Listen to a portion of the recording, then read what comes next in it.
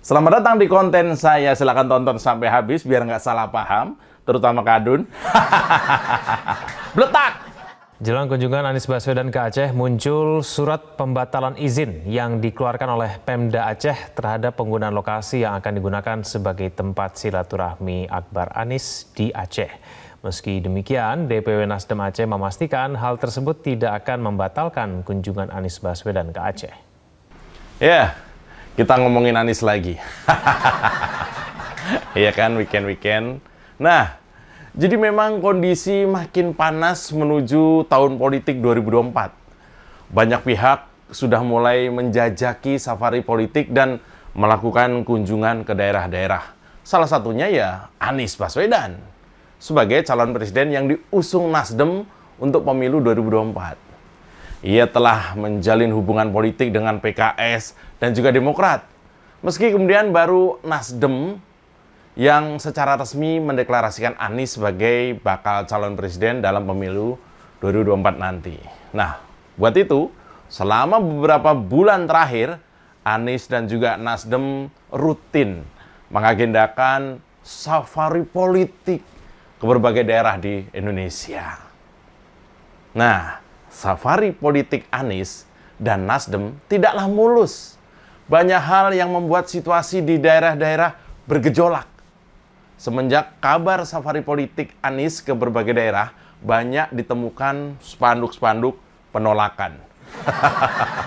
Bayangkan, Anies ditolak mentah-mentah oleh banyak warga waras di berbagai kota. Nah, ketika Anies berkunjung ke Jogja, Wonosobo, hingga Palu di bulan November kemarin, terdapat banyak spanduk penolakan terpampang di ruang-ruang publik. Selain itu juga tersebar juga pesan melalui SMS tentang bagi-bagi sembako dan juga uang dalam rangka safari politik Anies, khususnya di Aceh kemarin. Ditemukan spanduk-spanduk penolakan di berbagai kawasan dan juga pesan SMS soal bagi-bagi sembako.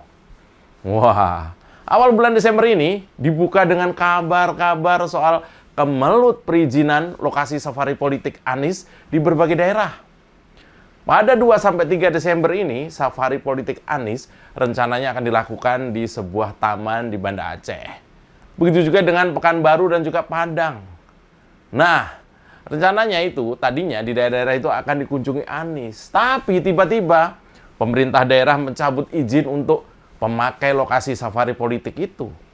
Sontak para politikus Nasdem merespon dengan spekulasi yang nggak berdasar menurut saya. Pernyataan bermunculan menyasar pihak-pihak yang tidak memiliki kaitan dengan perkara sesederhana izin pemakaian ruang publik di daerah-daerah.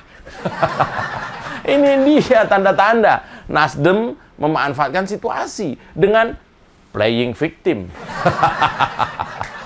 Padahal itu biasanya Demokrat ya. Tapi Nasdem sekarang juga ikut-ikutan playing victim. Bahkan selain Aceh dan Riau, kemelut izin lokasi untuk safari politik itu terjadi juga di Tasikmalaya dan juga Ciamis. Apakah rangkaian kejadian ini adalah tanda-tanda bahwa ada penjagalan politik? Atau apakah ada intervensi politik melalui proses perizinan pemakaian ruang publik di daerah-daerah? Nih, Ketua DPP Nasdem, Willy Aditya, itu menyebut ada represivitas dalam rangkaian pencabutan izin itu. Represivitas itu banyak terjadi katanya karena tekanan dari pihak-pihak yang ingin menjegal Anies dan Nasdem dalam safari politiknya menuju 2024 katanya. Lebih jauh, banyak pihak yang melihat pencabutan izin pemakaian ruang publik ini sebagai masalah yang berkaitan dengan demokrasi kita. Seakan-akan dicabutnya izin penggunaan ruang publik, maka demokrasi kita tercoreng dan kebebasan berpendapat telah mati. Ini pernyataan berlebihan dan lebay. Ini tuduhan yang bombastis. Yang merespon kemelut perizinan ini bermunculan di media. Bisa aja nih ganjel kulkas. Tapi apa benar rangkaian penolakan itu merupakan sebuah bencana besar bagi demokrasi kita? Atau anggapan itu berlebihan dan hanya akal-akalan playing victim para politikus Nasdem itu tadi. Nah, selamat datang di Oposisi 69 FM bersama saya, Mas Supray. Tarik bambang, sedikit disenggol lapor polisi, padahal doyan nyenggol tanpa basa-basi. Orang ngebanyol, kok disomasi. Oh sial, semua salah Jokowi.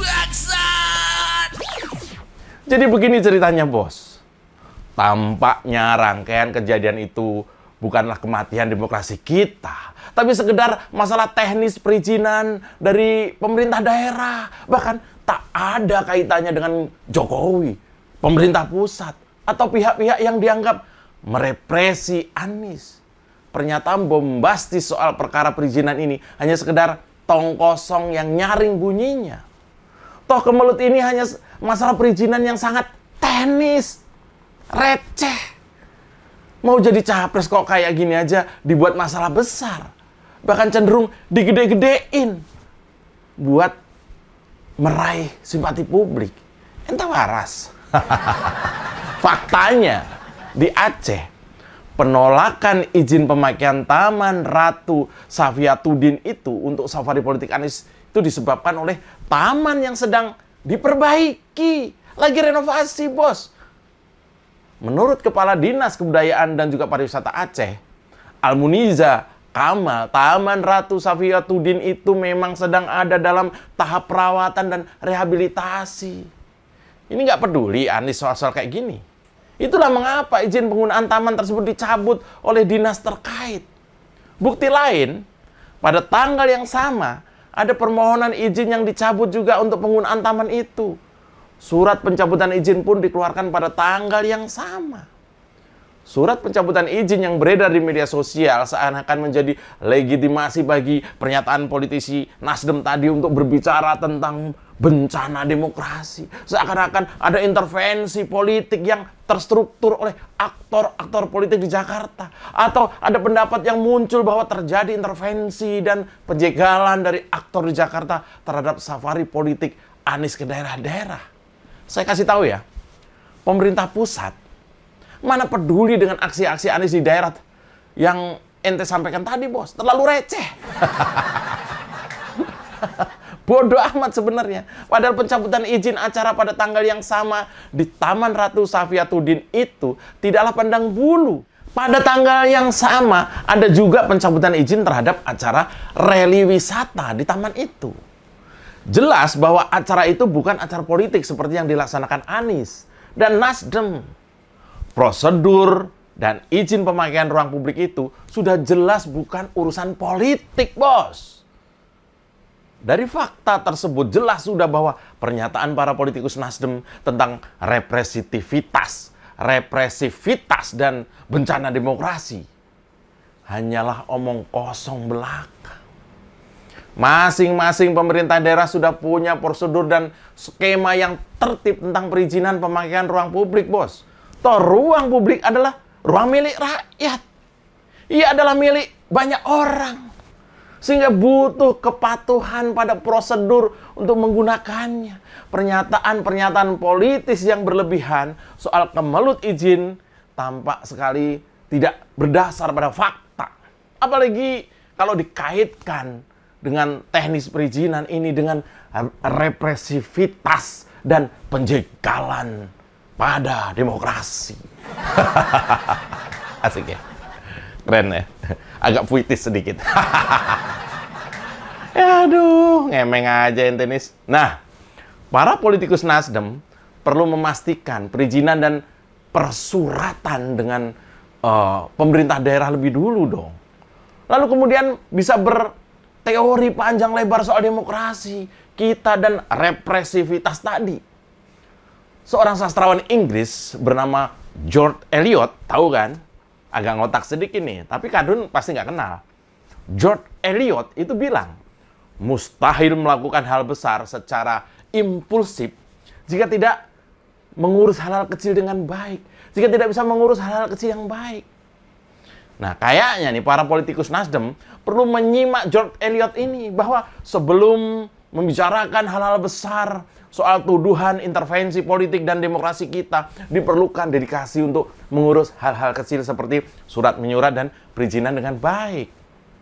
Sebuah omong kosong untuk bicara panjang lebar tentang demokrasi, menuduh satu dua pihak, tapi ternyata hal-hal teknis perizinan lah yang menjadi penyebab gagalnya acara safari politik Anies di Taman Ratu Safiatuddin Aceh.